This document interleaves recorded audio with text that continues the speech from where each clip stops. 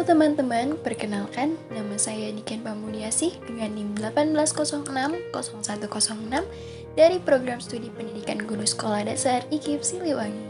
Pada tahun 2021, IKIP Siliwangi mengadakan kuliah kerja nyata dengan beberapa pengkondisian disesuaikan dengan protokol kesehatan dari pemerintah karena adanya pandemi COVID-19. Sehingga pelaksanaannya dilakukan secara individu disesuaikan dengan domisili mahasiswa praktikan KKN. Namun demikian, tidak mengubah karakter mahasiswa yang mampu menjawab kebutuhan masyarakat pada kondisi kehidupan keseharian masyarakat. Siklus pelaksanaan KKN IKIP Siliwangi tahun 2021 dibagi menjadi 4 siklus. Siklus pertama, pendampingan pembelajaran oleh orang tua selama masa pandemi COVID-19. Siklus kedua, pembelajaran di sekolah pada masa pandemi. Siklus ketiga, kegiatan kewirausahaan di tengah masyarakat. Dan siklus keempat yaitu seminar hasil kegiatan. Pada video ini, saya akan menampilkan hasil KKN saya pada siklus 2, yaitu pembelajaran di sekolah pada masa pandemi. Proses pendekatan kepada sasaran yang saya gunakan yaitu wawancara, observasi, dan partisipasi. Dalam pengamatan atau observasi, yang dilakukan adalah mengamati guru dalam pelaksanaan pembelajaran di sekolah pada masa pandemi. Aspek yang diamatinya yaitu lokasi sekolah, lingkungan sekitar sekolah, dan proses kegiatan belajar di sekolah selama masa pandemi.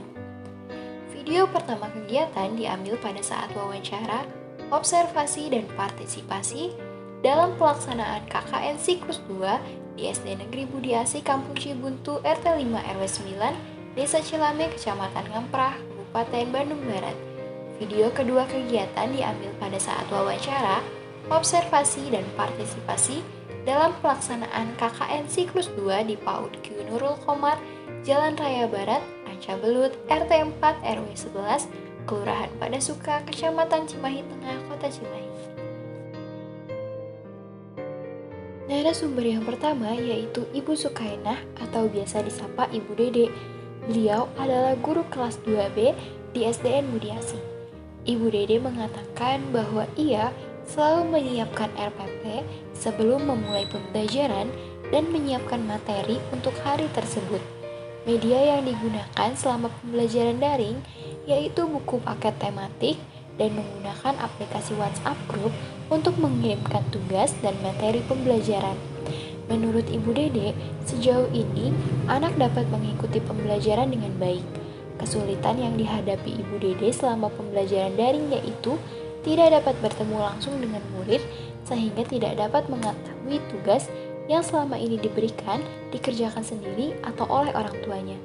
Ibu Dede berharap semoga pandemi ini cepat selesai dan dapat tatap muka langsung dengan siswa-siswanya di sekolah.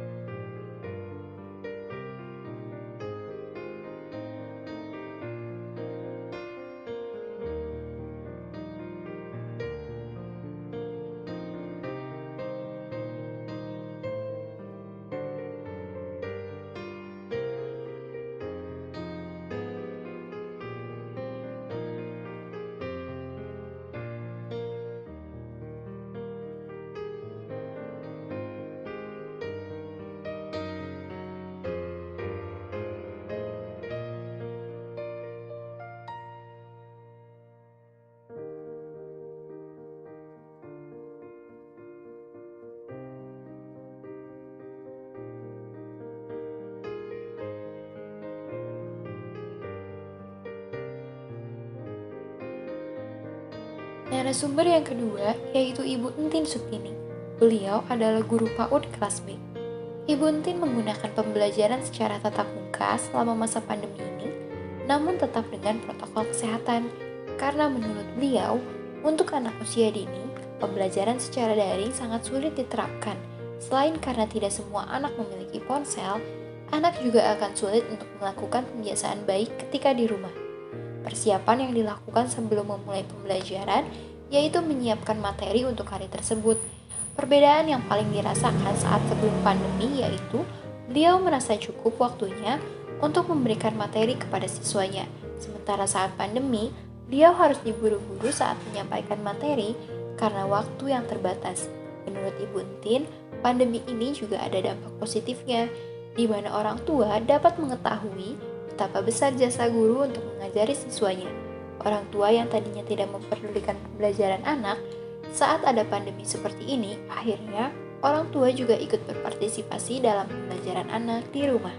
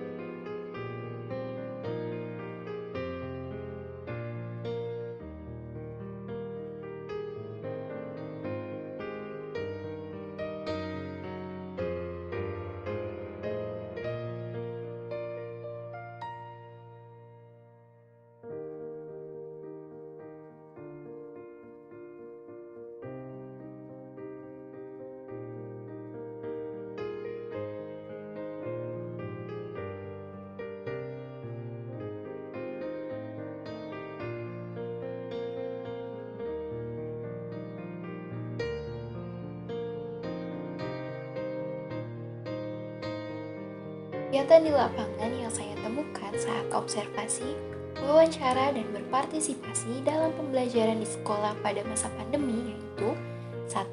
Guru tidak mengetahui bagaimana kondisi anak tersebut, apakah sudah bisa membaca dan berhitung atau belum.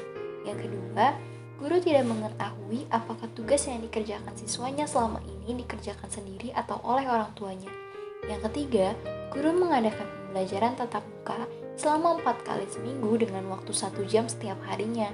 Ini dilakukan karena siswa PAUD masih belum bisa belajar dengan baik apabila menggunakan sistem pembelajaran daring. Yang keempat, guru merasa kurang cukup mengajar dengan waktu 1 jam walaupun dengan tatap muka karena dirasa pembelajaran tidak efektif dan terburu-buru sehingga tidak dapat menyampaikan materi dengan baik. Kebijakan pemerintah mengenai pembelajaran untuk sekolah pada masa pandemi hingga saat ini masih harus berjalan secara daring. anak harus tetap belajar dari rumah, dibantu oleh orang tua dan tetap diberikan materi serta tugas dari gurunya di sekolah. Tidak hanya orang tua dan anak yang mengeluh tentang kebijakan ini, tetapi juga gurunya. Banyak guru yang sangat kesulitan menggunakan pembelajaran daring ini. Selain tidak semua guru paham teknologi, guru juga tidak bisa mengetahui kemampuan siswanya. Terlebih lagi untuk anak usia PAUD atau TK dan SD kelas rendah. Anak belum dapat menggunakan teknologi dengan baik. Belajar dengan cara daring adalah hal yang cukup sulit. Akibatnya, ada guru yang mendatangkan siswanya ke rumah untuk belajar secara tatap muka, namun tetap dengan protokol kesehatan. Ini adalah cara terakhir apabila pembelajaran daring tidak dapat digunakan.